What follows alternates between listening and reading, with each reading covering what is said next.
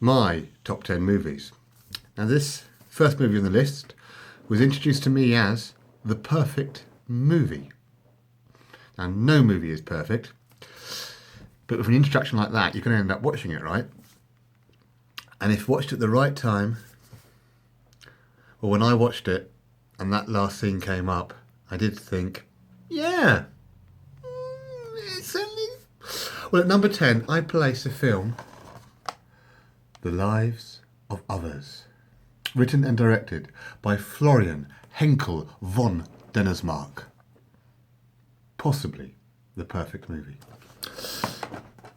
At number 9, now for those of you who don't know, by the way, these large boxes contain video cassettes.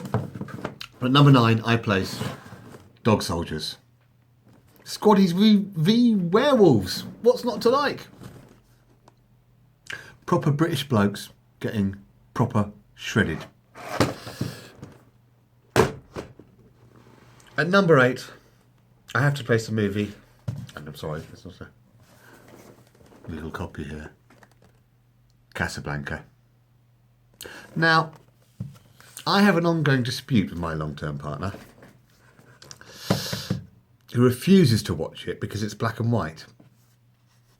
But I like other black and white films too, and I still think this one is the best, and it is worth giving it the hour and 40 minutes it takes.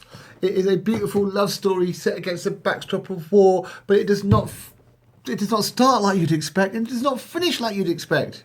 It is a cool movie, Casablanca. If I can stand it, you can stand it. Play it again. At number 7, for style, for slickness, and for the music, a good, low-slung movie, I place the classic, the modern classic of 2 Days in the Valley. This film rocks. The next film makes the list because of its beauty, without a shadow of a doubt. Le Big Bleu. For Jean Reno, especially. But mainly just for the themes of the film, the freedom and colour. Le Big Bleu. Magnificent. Number 5 it's my choice from the Trinity of Trinities. Now, I've said before, I was around in the 70s. Well, I was born in 1970. So I was 7 years old when Star Wars came out. I was 10 when the revelation occurred.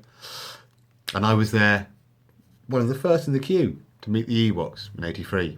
I was excited in 1999 when it returned. I loved the Clone Wars in 2003. I think that's a top one. And I understand why Revenge of the Sith had to be what it was like. But from the current available Star Wars movies, I select as my favourite Star Wars movie, I select The Phantom Menace.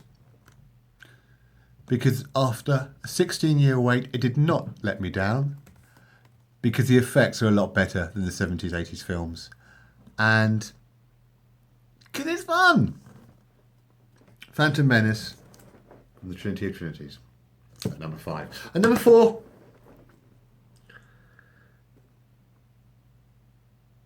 this movie has got war, it's got space battles, it's got titties. Would you like to know more? Starship Troopers. Yes, you could in genre compare it to Star Wars, but we all know this has so much more deeper themes. It's got giant bugs! We love this movie. We are approaching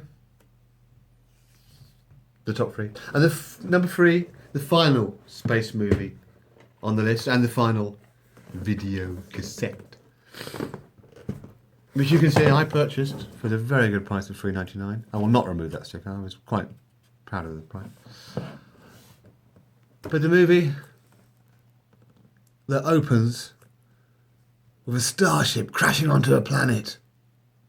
And then, for the survivors, things get worse. And introduced that great big hunk of loveliness, Vin Diesel, into the world. At number 3, I placed the movie Pitch Black. At number 2, for the combination of action and style, set these out of the way, and for providing, I think, a role model for men of my generation, then when it came out and now today, Leon. The Frenchman plays an Italian hitman with such panache and silence. What a character. What a film. Is there somebody in the world that you would like to give a gift from Matilda to? Leon lets you feel it. And for my number 1 movie on the list of my top 10 movies, I don't have a box. I don't have a DVD. I don't have a video cassette. It's not necessary to own every movie. But I still remember the day I discovered this film. I was really into Michael Caine films when I was younger. And I really enjoyed early Sean Connery films. And then one day, I found this movie which had Michael Caine and Sean Connery. And that movie is The Man Who Would Be King. 1974-5 release. Written by Rudyard Kipling. Directed by John Huston. I love it because of its themes of men being too big for the country they live in. And for this reason, I place The Man Who Would Be King as my top movie. Next week, books.